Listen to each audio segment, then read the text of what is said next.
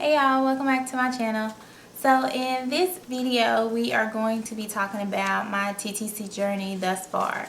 I have been on 2 appointments and I'm just going to give you the rundown of everything that happened and instructions and results and all that good stuff that I got from both of my appointments.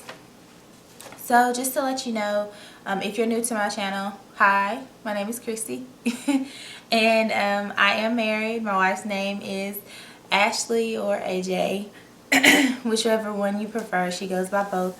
But if you saw the previous video, then you've met her. But if not, she will be in and out of these videos. Some she will participate in and some she won't. But for the most part, you will see me all the time. Alright, so just to let you know about excuse me, how we came about TTC. We've always talked about having kids, like for forever. Since we were in high school, we always said, oh, we're going to get married, we're going to have kids, and all those good things. So we did get married. We got married a year ago, and we've talked about having kids for forever, but we just recently got really serious about it about a month ago. We're getting older, our parents are getting older, and we're ready to add another child to our family. Now, if you saw our parenting video, you know that we do have a 7-year-old, but our son is adopted. I've never been pregnant. My wife's never been pregnant. So, in this situation, I would be the one carrying the child. I had my first appointment on March 3rd, which was a week or 2 ago. And at that appointment, it's pretty much like a consultation type thing. I had blood work done and I had an ultrasound done. Now, for my blood work, they were just checking my thyroids, my sugar levels, and they were telling me what my blood type is, as well as testing me for, you know, all diseases and all that different stuff. So the results of that, I am blood type O, which is a good thing because we have already picked a sperm bank that we're going to go through, and we have already picked a donor. Now, because I wasn't too sure what my blood type was, we were only just looking at O donors. O is universal. O can receive and give blood to anybody. So we were only looking at O donors. So it was really good when we found out that I am a universal donor. I have type O blood. I can give our child blood if something was to ever go wrong or, you know, anything like that. So all the tests came back good. Found out the blood type. Then with the ultrasound, she went in. She answered all questions that I had. I asked her about what sperm banks, even though we have a sperm bank picked out. I wanted to know what sperm banks does she usually work with. Which ones do her patients usually choose? Which one does she feel like is the best, has the best quality semen or whatever. I asked her about I believe CMS or let's see, CMV. I asked her about CMV, basically what it is, should the donor be positive or negative, which, I mean, to me in my mind, you always want somebody that's negative. So, you know, even though having a donor that is positive with CMV is not necessarily a bad thing, I asked her how many vials is usually used in one insemination. I've watched YouTubers before and they'll get inseminated this day and then like a day or 2 later they'll get inseminated again. Or you'll have like home examinations and they would do that as well. So I asked her that, how many is usually used in one insemination. I asked her how many unsuccessful IUIs would I need to have before we came back to the table and possibly thought about doing IVF. I know with some insurances in different states, I don't know about everywhere else, but we are located in Tennessee, and I know with different states they require you to have so many X amount of unsuccessful IUIs before they kick in for IVF and, you know, all that different stuff. So I wanted to know that information. See, what else did I ask her? I think that was about it. That pretty much sums up everything that I asked her, and she answered all of my questions and gave me, you know, extra information that I didn't know, which is something that I will share with you guys. With IUIs, you used washed vials. You can buy unwashed or washed semen, so, or sperm. And basically, if you buy the wash, it's processed by the sperm bank of your choice. They process it, and I believe they take the semen out of it, or they do something to it, and they take whatever in it out of it, so it's better for you to have the IUI. And so she told me that the office could process the vial for me. So that means we can buy the cheaper vial, which is the unwashed, and they can wash it in the office and save us a couple of hundred, well, not really a couple $100, but save us some money. So that's good. So I would say ask your doctor's office, can they do that? Save yourself some money, because this process it can get very, very expensive depending on your health and, you know, all that good stuff. So on to the ultrasound.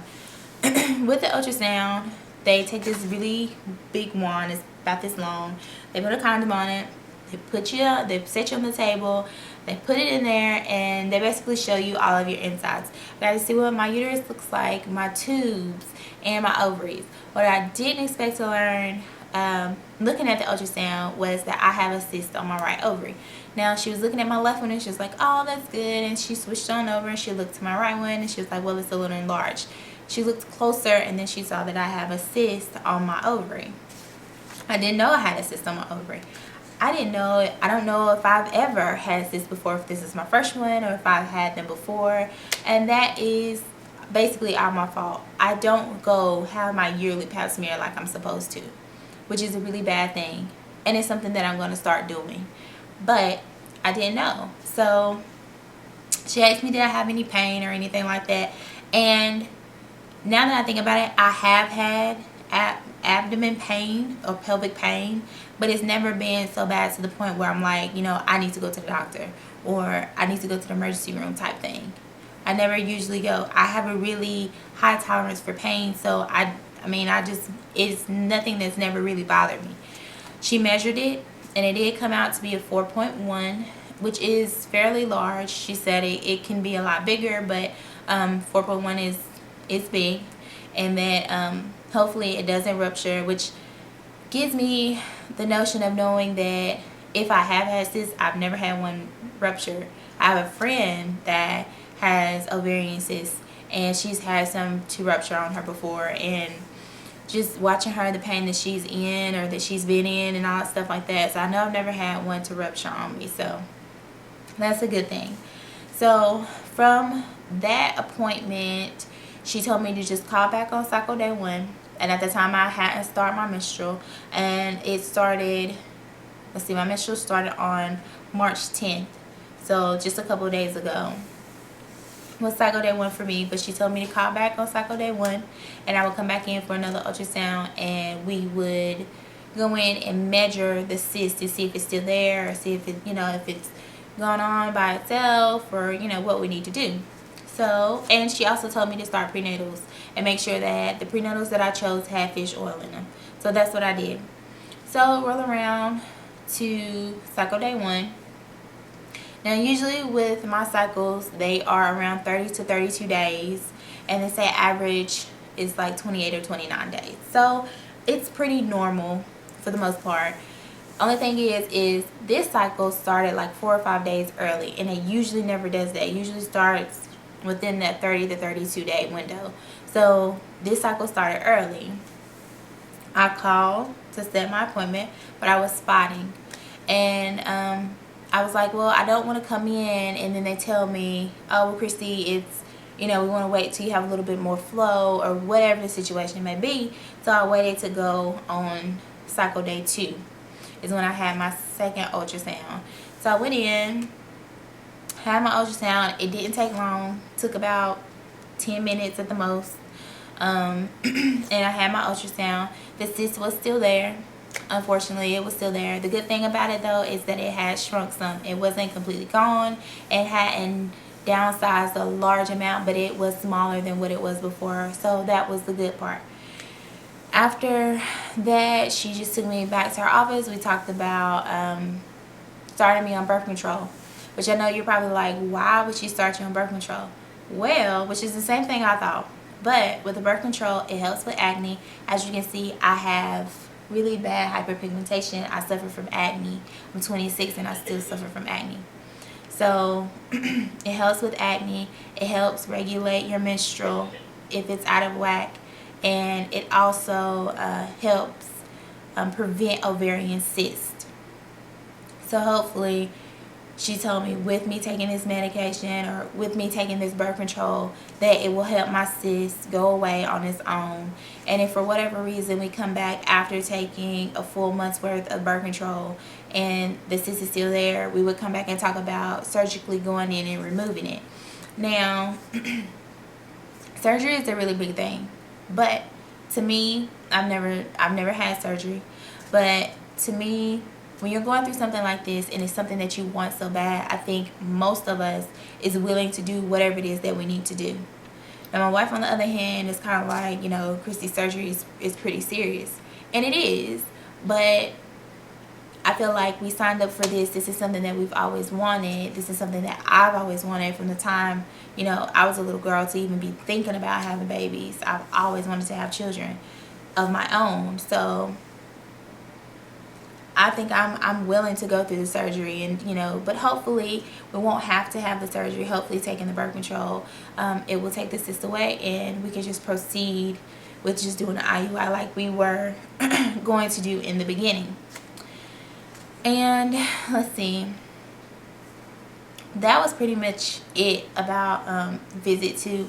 I was very, very, very emotional when I left my doctor's appointment, which was surprising because I'm not a really huge emotional person.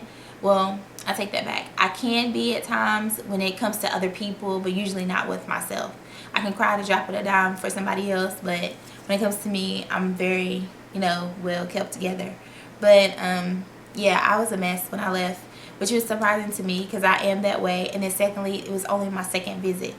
And even though I got bad news, there was a silver lining, but I still couldn't hold back the tears. It was very, very emotional for me. And just so happened for my second visit, my wife was not with me for my second doctor's appointment. So that just kind of made it even worse.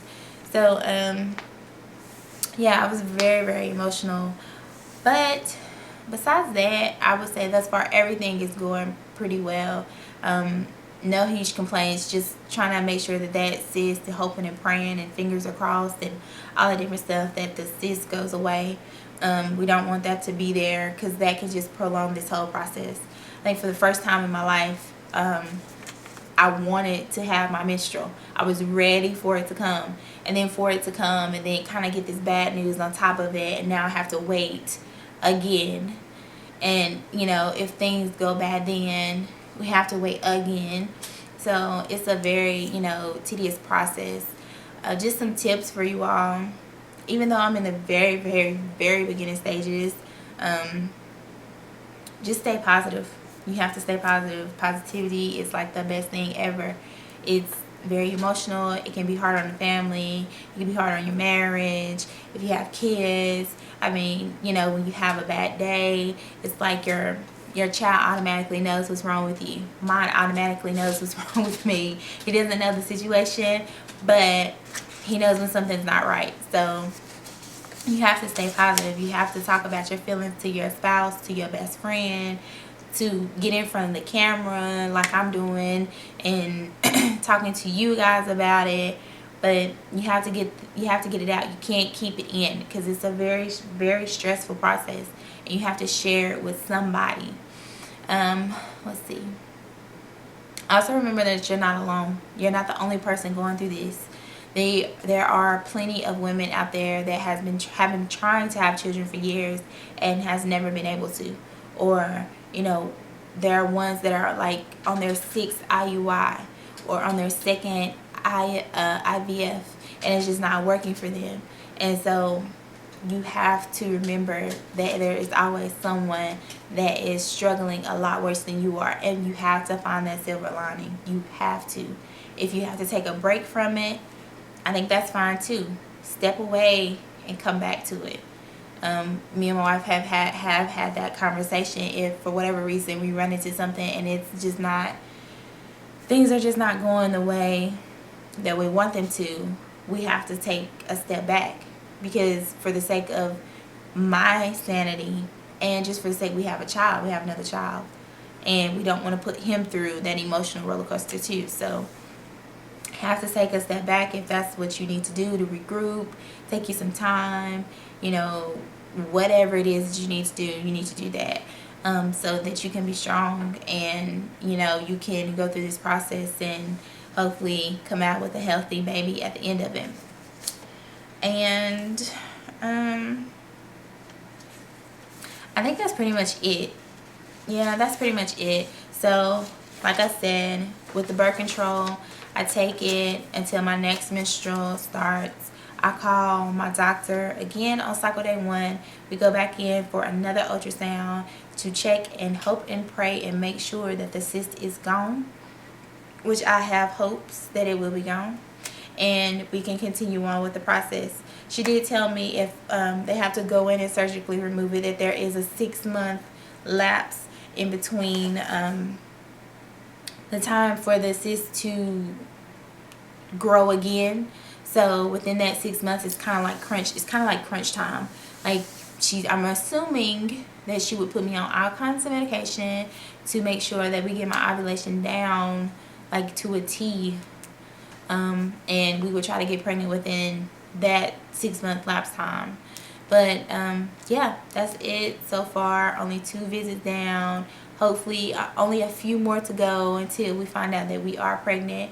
But yeah, I want to send out so much baby dust to all the ladies out there that is trying to get pregnant. You're in the very beginning stages of your TTC process like me.